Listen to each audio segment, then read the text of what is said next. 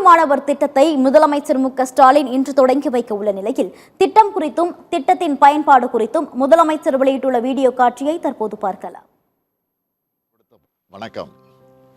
நம்ம திராவிட மாடல் ஆட்சி பொறுப்பேற்ற பிறகு ஒவ்வொரு திட்டத்தையும் பார்த்து செயல்படுத்திட்டு இருக்கிறோம். அந்த வரிசையில் என்னுடைய மனசுக்கு பிடிச்ச திட்டமாக உருவாகி இருக்கிறது தான் தாயுமானவர் திட்டம். கூட்டுறவுத்துறை சார்பில் வயது முதிர்ந்தோர் மற்றும் மாற்றுத்திறனாளிகளின் வீடுகளுக்கு சென்று ரேஷன் பொருட்களை வழங்குகிற தாயுமானவர் திட்டத்தை தொடங்கி வைக்கிறதுல மகிழ்ச்சி அடைகிறேன். இப்படி அரசோட சேவைகளை மக்களோட வீடுகளுக்கே தேடி சென்று கொடுக்கிறது இந்தியாவுக்கே முன்மாதிரி முயற்சி. ஒரு திட்டத்தை அறிவிக்கிறதோட கடமை முடிஞ்சிடுறதா நாம் நினைக்கிறது இல்லை. அந்த திட்டத்தோட பயன் கடைகோடி மனிதரையும் சென்று சேருதான்னு கண்காணிக்கிறதையும் கடமையாக நினைக்கிறேன்.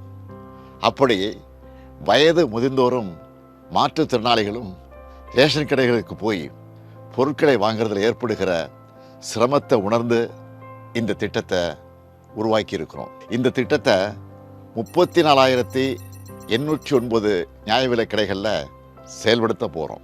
70 வயதுக்கு மேற்பட்ட 20,42,657 மூத்த குடிமக்கள், 1,27,797 மாற்றுத்திறனாளிகள்னு 21,70,454 பேர் இந்த திட்டத்தால் பயனடைய போகிறாங்க.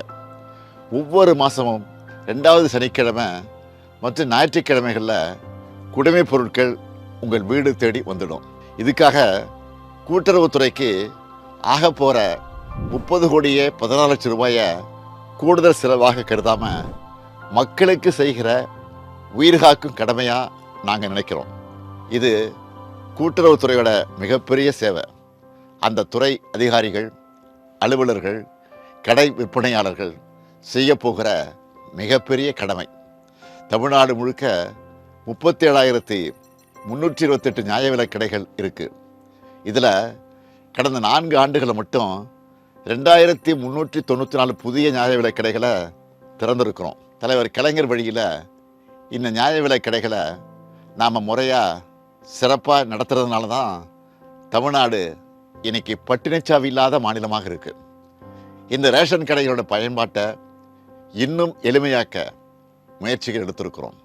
இந்த நேரத்தில் கூட்டுறவுத்துறை அதிகாரிகள் மற்றும் அலுவலர்களுக்கு நான் வைக்கிற வேண்டுகோள் என்பது, இந்த திட்டத்தோட நோக்கம் 100 விழுக்காடு நிறைவேறுகிற வகையில் உங்களுடைய பணி அமையணும்.